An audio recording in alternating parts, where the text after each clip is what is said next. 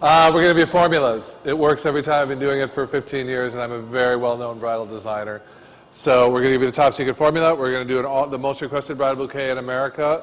I call it the Martha, and then I'm going to give you the Michael, and then we're going to do a third bouquet of all hydrangeas. These bouquets will get you through the next 5 years of your career, pretty much. And if they don't, you'll be able to look in a magazine and see all these bridal bouquets that you see and go, oh, how easy is that? All right? So I'm designing for her. I always tell brides, my job is to make you look like $1 million, whether you're spending $500 or $1 million. That's what I do for a living. It's my job, to make you look good.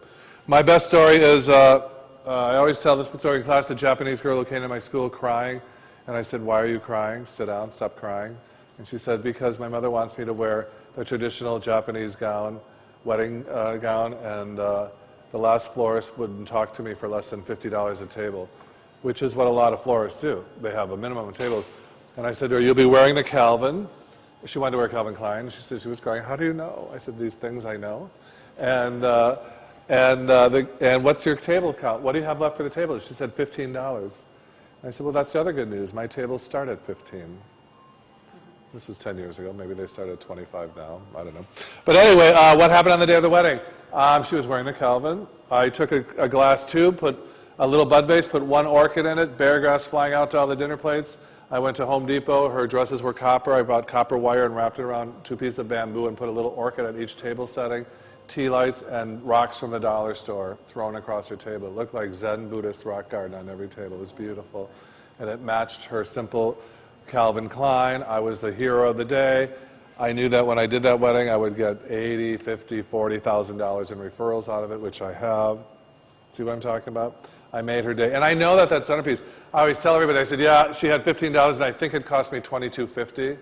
And I remember I'll never forget, one of the girls in my, who was working for me at the time said, Michael, this is like $22. I said, do you think I care? It's cost me $7 extra. First of all, I'm helping out the girl, right? You want to help out your brides. Number 2, I knew, business-wise, she's going to tell the whole world, he's the greatest thing. Look how beautiful my tables are. If you want to become a good salesman, practice selling a wedding. Again, those lists are available in any bridal magazine. You can buy them at any of these stores over here. But the point is, you need to start, and I'm not saying right now, as you go through this course, you're going to get better at it. You're going to hear terminology and words and learn flowers. But you need to start practicing soon selling a wedding. Sell it to a girlfriend. Sell it to your daughter. Pretend. Start getting the verbiage out. Chic, elegant, understated, glorious, glamorous flowers. You know, learn to talk that way. And start learning how to sell a wedding. It's all about sales. So you said the average wedding was $2,500? $3,500, yeah. Yes, $2,500 to $3,500 is so in the ballpark from here. For total, for ceremony? Yep. Yeah, because most brides have personal flowers. They have a couple of urns at the church. That's it. And then they have $50 to $75 centerpieces. Maybe 100. If you're at 100, you're getting about $3,500 when you're done, yeah.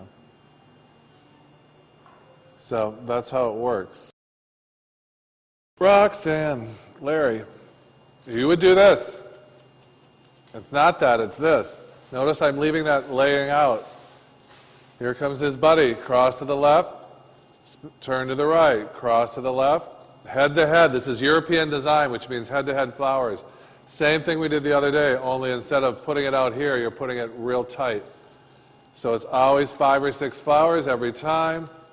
Surrounds, pull sting up. You can see if we were going to add a little hypericum to this bouquet, how you would collar it. Got it? Okay, so when you're at a concert, there's 2 seats and there's one in between them, right? So you don't look at the back of the guy's head in front of you, right? Same thing here. Now we're going to add another row. Watch this at the Sting concert. You look down your nose over your bouquet at the other side. See where I'm pulling that in, where it starts to disappear? That's where it sits. That's what makes it go over. So there's the next guy who bought his ticket at the Sting concert. Here comes the next one. Cross to the left, pull it in. When it almost starts to disappear, that's where it sits. And turn your bouquet. Cross to the left, turn to the right. I'm hardly gripping these. Very light, just like soft, like you're squeezing a baby. Really light touch. Don't be gripping. Everybody grips their first time. So I've added another row at the Sting concert. I stop, adjust, Tweak, and now I have my bridesmaids bouquets done. Right? Easy as pie. Could it be any easier? Next, I had another row at the Sting concert. My third and final row for the bride. 1, 2, cross to the left, spin to the right, cross to the left, spin to the right. Average bride is 24 roses, 2 dozen.